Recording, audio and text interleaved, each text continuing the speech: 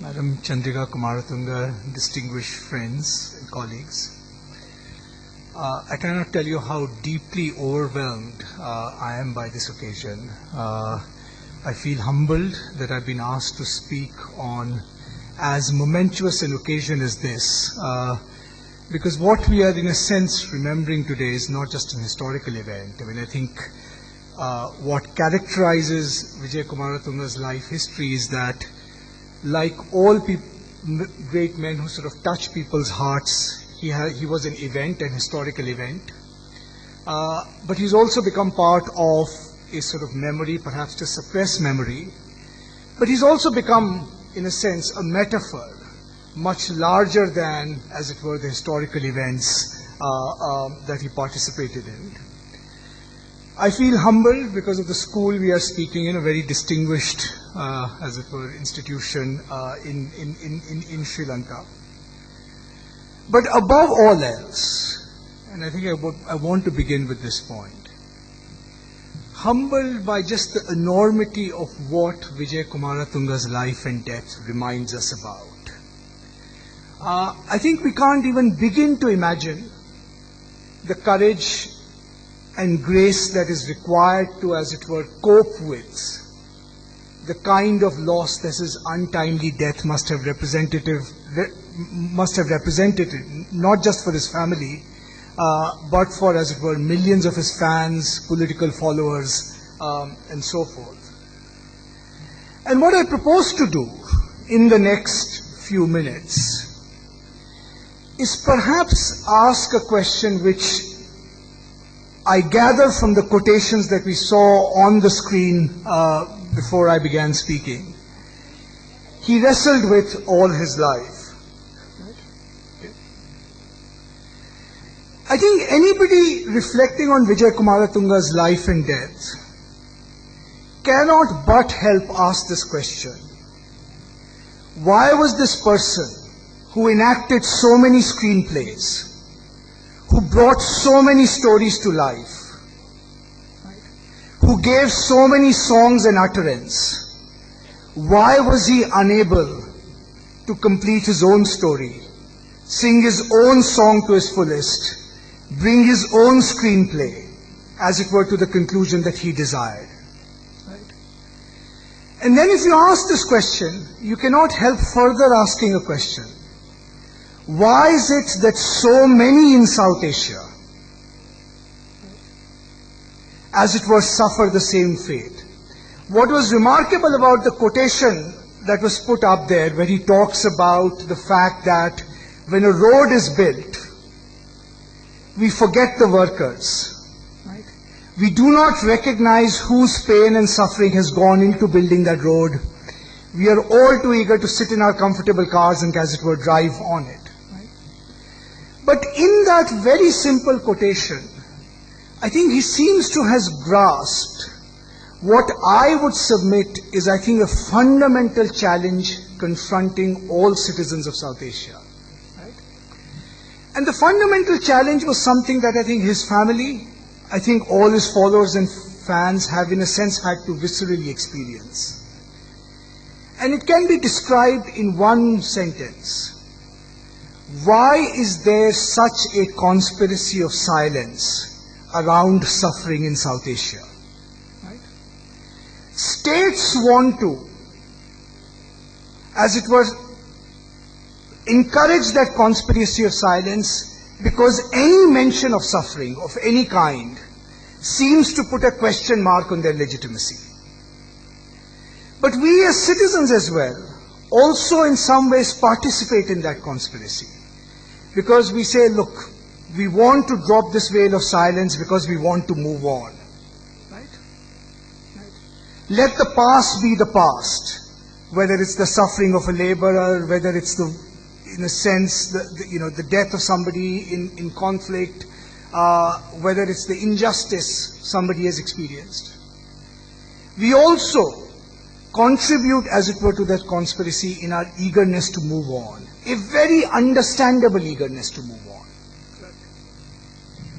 But the fact remains, as in a sense we are seeing tonight, as we remember Vijaya Kumaratunga's life, that even this well-meaning attempt to draw a veil of silence over suffering amongst our midst is a mere illusion. It cannot be sustained for too long. Because the facts come out, right? The suffering will break through, perhaps in a sad song, right? Or worse, perhaps in violent rebellion, right? And the question in a sense is it a wise strategy, even amongst the well-meaning, to, as it were, pull that veil of silence over that kind of suffering? The one thing that I think is common to all South Asia's traditions, I'm not a big scholar, but my little knowledge of the Mahavamsa or the Mahabharata, all are great epic texts, is that the central message they give, right?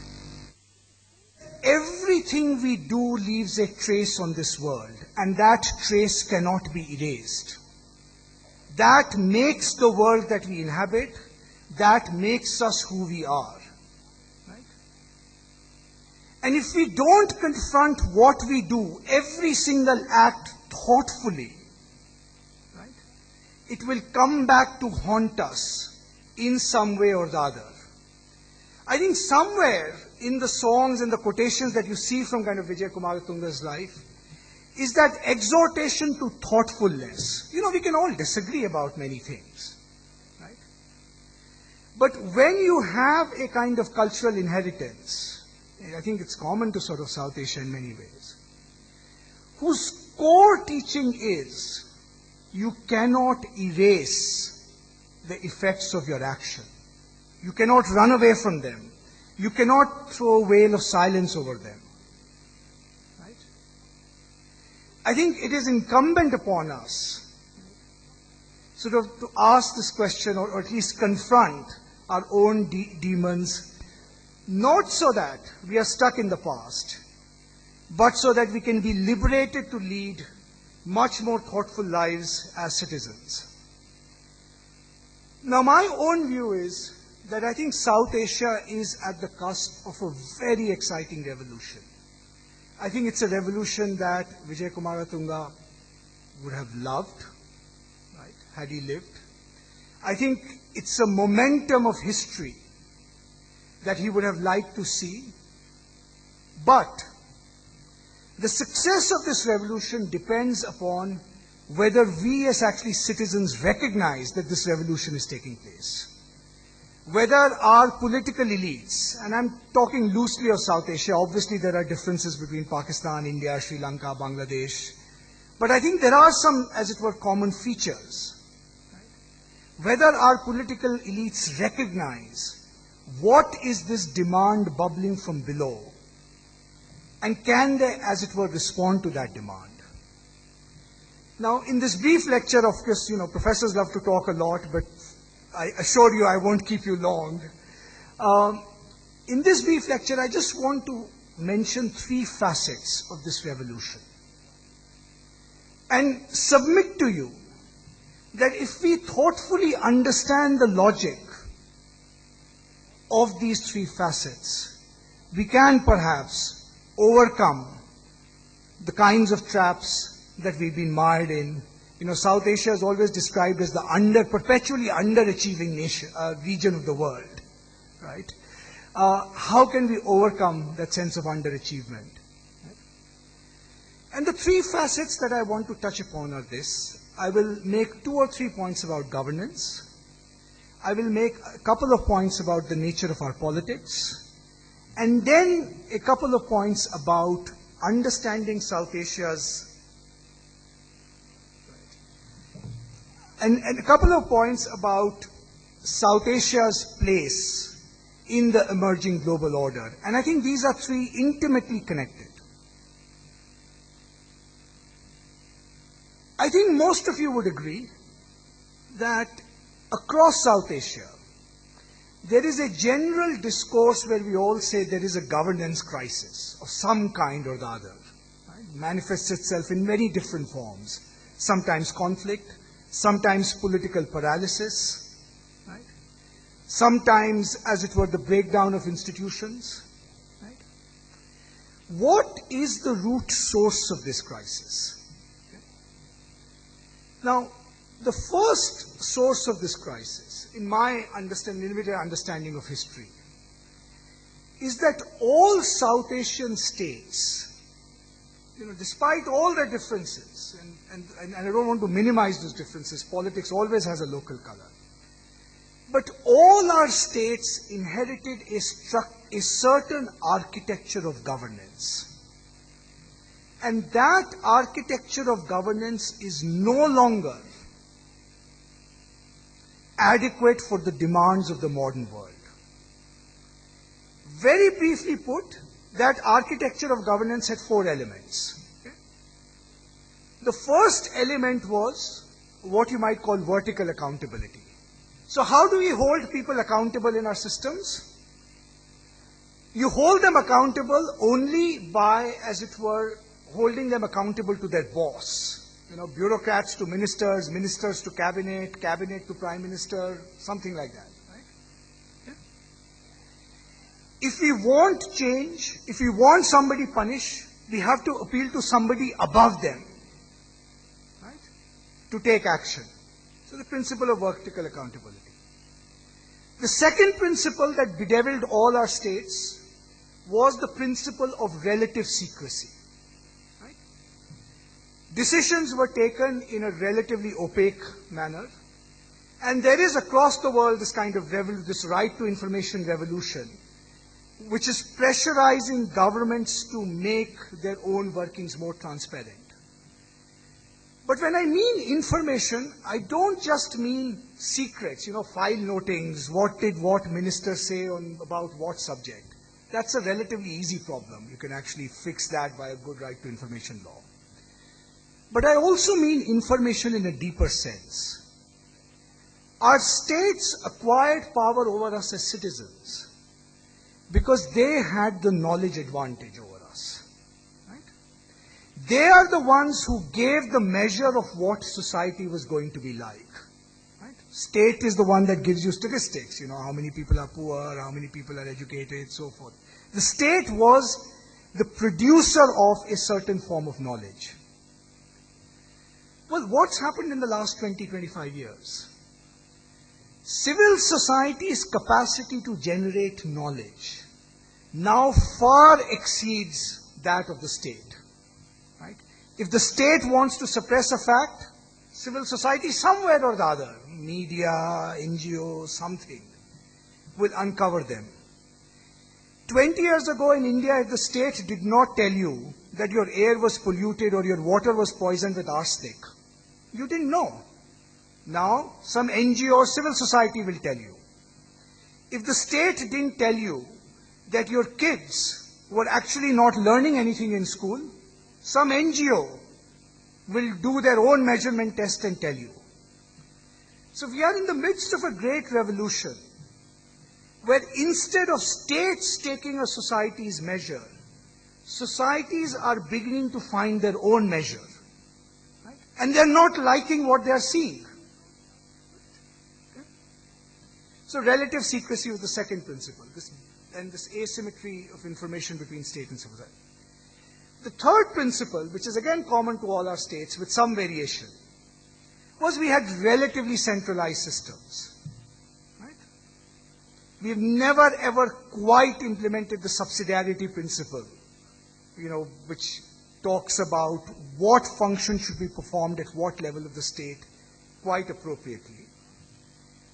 And the last principle of the state was very wide discretion. In all democracies, governments need discretion. Otherwise you could, have robots running a system. So I'm not one of those who believe that governments don't require discretionary power. But the exercise of that discretionary power has to be justified to all those who are going to be affected by those decisions.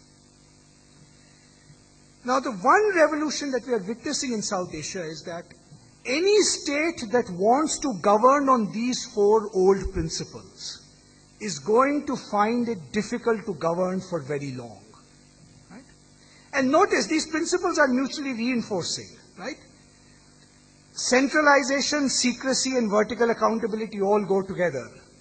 Wide discretion, where you don't have to justify what you do, right? In terms of public reason.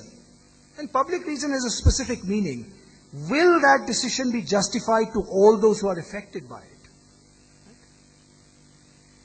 These principles formed an interlocking old regime of the state. And what states are finding, whether in Pakistan, Bangladesh, India, perhaps in Sri Lanka as well, is if your administrative practices presume these four principles, you will not be able to govern effectively. Instead of vertical accountability, citizens now want horizontal accountability. Right?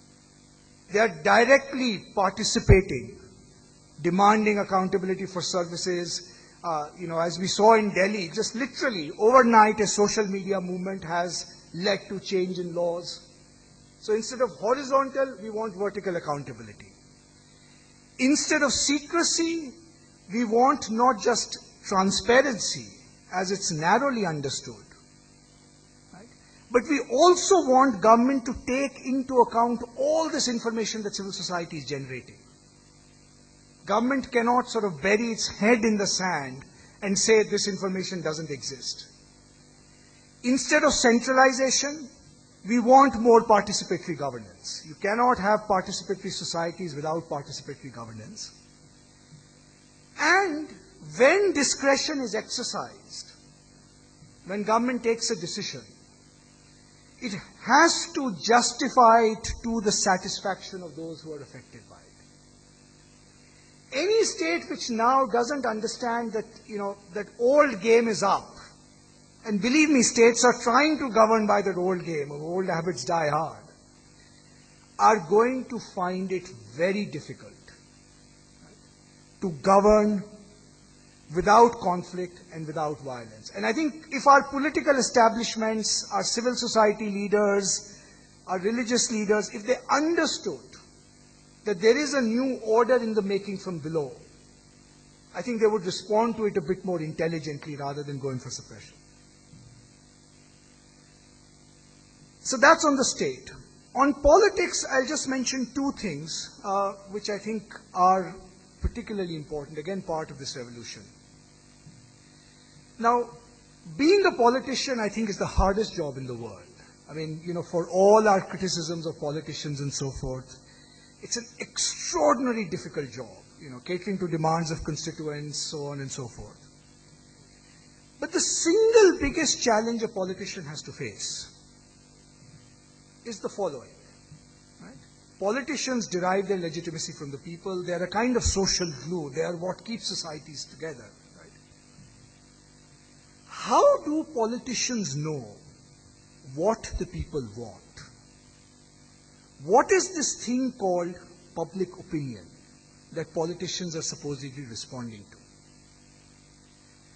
My humble submission to you is one of the reasons we are seeing this kind of new complexity in South Asian politics is that as you get economic growth, as you get the rise of a new middle class, as you get this expansion of aspirations, large social changes, it's becoming harder and harder to tell any simple story about what it is that people want.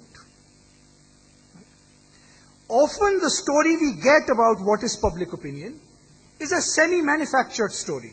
A small group goes and protests. We think that is public opinion.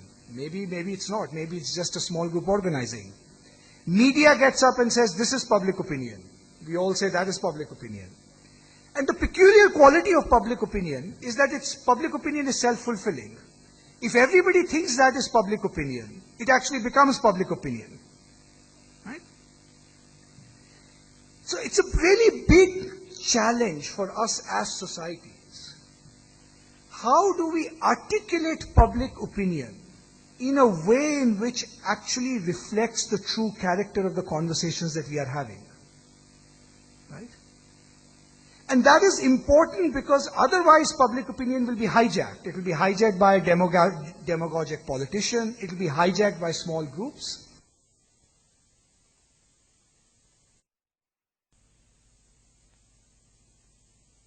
Public opinion. In the introduction, as was rightly pointed out, one of the admirable things about Vijaya Kumaratunga was that he's a person of conviction. And there's a line from Yeats that we use in India a lot about describing our current predicament, where we say, the worst are full of passionate intensity, but the best lack all conviction. Right? But one of the reasons I think the best in our democratic politics lack all conviction or appear to lack all conviction is they are very unsure of their ground. So how do we actually ascertain what this public opinion is in a very, very complex world, much more complex than many years ago? The second, I think, danger in our politics, or puzzle in our politics, is as we navigate this complex transition in governance, in politics, in our identities, it is very easy to be tempted by a certain kind of impatience with democratic politics. And that impatience usually manifests itself in an impatience with institutions. In India, we hear that all the time. I mean, sort of institutions are slowing down growth. Some very successful chief ministers are one that actually bypass lots of institutions. Right? But the fact of the matter is, you cannot govern a diverse society for long without a respect for institutions. If you want to understand the contemporary predicament in our countries, all our countries, I think the most interesting readings are not sort of what contemporary social scientists write. It's to go back to the great histories of the Roman Republic, right? The great histories of the decline of Rome. And one of the common features you'll find there is that it's not economic decline. It's not cultural decline. It is, in a sense, the moment where societies come to treat their institutions as mere instruments of somebody's will, that societies become most vulnerable to long-term decline. I'm just quoting a passage which is from this great German historian Heinrich Meyer from a biography of Julius Caesar. But this passage will remind you of so many South Asian politicians. Certainly reminds me of Indira Gandhi very vividly and many other state leaders, where Heinrich Meyer describes Caesar as, Caesar was insensitive to political institutions and to the way they operated. He was unable to see them as autonomous entities. He could see them only as instruments of his power or as instruments in an interplay of forces. He had no feeling for the power of institutions to guarantee law and safety. Right? But he had only feeling for what he found troublesome about them. Right? In Caesar's eyes, no one existed or no institution existed, except if it was useful, as it were, for him. The people were not the people. They were either supporters or opponents. Right? The scene was thus denuded of any impersonal institutions. Right? And politics became a fight for the leader's own rights. This authoritarian temptation is very prevalent in South Asian politics. I don't think it represents the majority public opinion. But when you have the best lacking all conviction, you can see the temptation to have things that's, to have, as it were, politicians who speed things up. So how we move the equilibrium back to a political culture which understands institutions is going to be, in a sense, the second big challenge of democracy. And public opinion and institutions are the two backbones of democracy. If you get these two wrong, everything else follows. The third feature of our political, as it were, predicament is the following, and again, this is true of all across South Asia. You know, our politics are very complex. They have to deal with social and economic change and so forth. But somewhere over all our politics hovers the shadow of what I call the tyranny of compulsory identities. This is the way in which we construct our societies and the way in which we construct identity politics. Right? Even amongst the well-intentioned, right, really in a sense kind of darkens all the kind of exuberant vision that Vijaya Kumaratunga sort of, as it were, talk about. What are the elements of this complex that I call tyranny of compulsory identities? The first element is that identity is compulsory. Right? We can never escape the identity we have. Right? You know, sort of Dalits will remain Dalits, Brahmins will remain Brahmins. Right? Any ethnic identity will be it's a compulsory identity. There's nothing you can do to escape it. Right? Second element of this tyranny of compulsory identities is we think of politics as competition between communities. Right? So the good politicians are the ones that keep the balance between the communities. The bad politicians are the ones that give one community more power over others. But the fundamental mistake is not, right, whether you keep the balance or whether you go for majoritarian domination, although obviously balance is preferable than majoritarian domination. The fundamental mistake is, why should politics be constructed in a way where it is seen as a competition between communities? Because that will always be an unstable equilibrium. Right?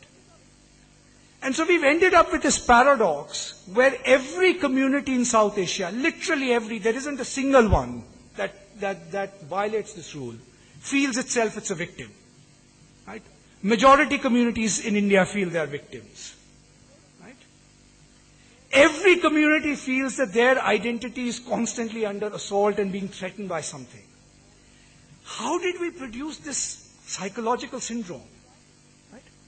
The tragedy is that in this politics of victimhood, right, which comes from this emphasis on compulsory identities, real victims will always become invisible. Right? The silences, the veil of silence is about those who actually suffer, those who actually toil. Right? So how do we create a post-identity politics? And I'm using the word post. Identities are important to people. You cannot build a just society if people feel humiliated simply for being who they are. But the promise of a democratic society is that those identities do not matter for the rights you have. Those identities are freely chosen. Right? Those identities inhabit, in a sense, your private spaces. Now, it is very easy, and all governments in South Asia since 1905 have been using the same sentence. You know, we promise equal rights for all. But promising equal rights requires building credible structures of trust.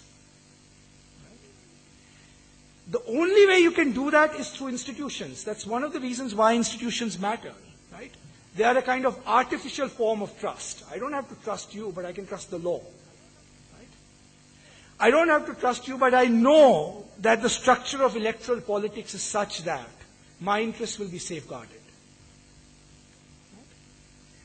So unless we are honest about understanding that the syndrome, this tyranny of compulsory identities is constant temptation for politicians in all our countries, right? It's created a trap that is inhibiting us, in some senses suffocating us. Right? And it's actually really ironic that it is South Asia that has created this kind of ubiquitous identity trap.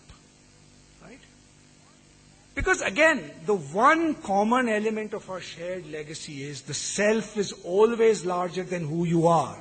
You can always be somebody other than who you are, somebody bigger than who you are. Right? Right?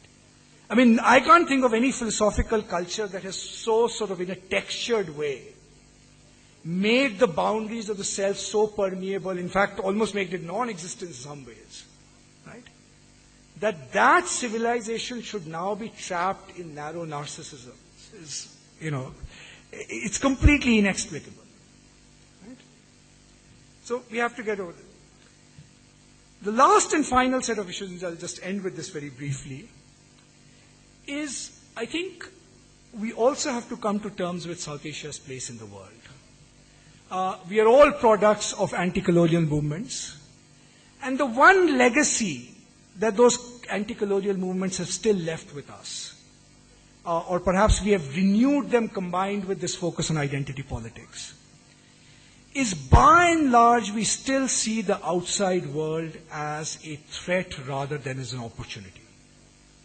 Of course there will be forces who are trying to compete and bring our countries down. I mean, look, this is part of sort of, global history, world civilization. But by and large, the world is rooting for South Asia. Right? It's the one zone of kind of great power agreement in some ways. Right? The world also knows that if South Asia doesn't get it right, there is no future for humanity. Right? So unless we begin by saying, look, we have to be prudent. Sure, there are some technical issues here and there. But fundamentally, we have to trust ourselves that the world is an opportunity and not a threat. Right? We cannot liberate ourselves from our narrow horizons. Right? If you see the whole world as a conspiracy against you, nothing is more disabling than that. Nothing takes your agency away more than this idea that everybody else is ganging up on me. If you want to exercise agency, you say, okay, here's an opportunity out there. Let me see what I can do. Right? The second, as it were, I think, aspect of South Asia's place in the world is, there was this brief moment in South Asian history, I'd say, 1920s to maybe the 1950s. Right? Again, across Sri Lanka, India, what's now Pakistan, Bangladesh, where the big achievement of South Asian thinking was that it genuinely wanted to join the stream of global history. Right? Its critique of the West was not, you are exercising power over us and so forth. Its critique of the West was, we want to create a deeper and more authentic universality that is not based on tenets of power. I think the biggest intellectual failure in South Asia, and there are lots of examples of that. I mean, we often say the UN Declaration of Human Rights is a Western document. Nothing could be farther from the truth. Right? You read the accounts of the negotiations of the drafting of the UNHDR. Right? And the role actually two women, Vijaya Lakshmi Pandit and Hansa Mehta, played in its drafting. Right? India was the original non-sovereigntist power in the United Nations because it wanted apartheid to be an issue that, as it were, the global conscience of mankind should confront. So as a civilization, we had acquired that confidence even despite colonialism, that we want to shape, as it were, the moral currents of history. We want to be at the cutting edge of moral progress, not be in this defensive position where we always feel we are being, assaulted upon, found short, That project somehow disappeared. We kind of sort of drew these shutters and retreated into a certain kind of defensiveness. Right? And certainly all of us have, quite a bit to be defensive about. But the response to our problems cannot be not recognizing the fundamental fact that there is a common conscience of mankind that is evolved. After all, slavery has been abolished. Apartheid has been abolished. Right? And that is tending towards reinstating the core principle of, as it were, the UN Declaration of Human Rights, which is the dignity of every individual. It is something Vijaya Kumaratunga, again, very sharply comes across in all the quotations that he in some ways, sort of uses. Right? So I'd like to submit you, and I'm sorry, sort of, to go on sort of so long, but I think South Asia is at this moment, for the first time, I think, in recent history, that it can overcome all these demons. My confidence comes from the fact that I think if you talk to young people, even if they do not articulate it, right, they are ready for a paradigm shift in our politics, right? From old administrative practices to new administrative practices. From identities being prisons to identities being freely chosen. And from looking upon the world as a place they can go out and conquer, I mean, I'm using conquer metaphorically, right? Rather than as a place that is, as it were, beating them down and keeping them in that place, their place. And I think nothing would perhaps serve Vijaya Kumaratunga's memory better, right, than if we actually, as it were, seized the promise of this moment. All our elites, political, bureaucratic, civil, military, right, and recognize that South Asia can now move beyond being a perpetual underachiever. That we can create a civilization where lives like Vijaya Kumaratunga's will not be cut short by political violence. Right? Right? That each of us gets to write our own story, sing our own song, right? And as it were, enjoy the exuberance which so manifestly comes out in his movies, right? But which is, alas, so much at variance with the politics we experience. Thank you.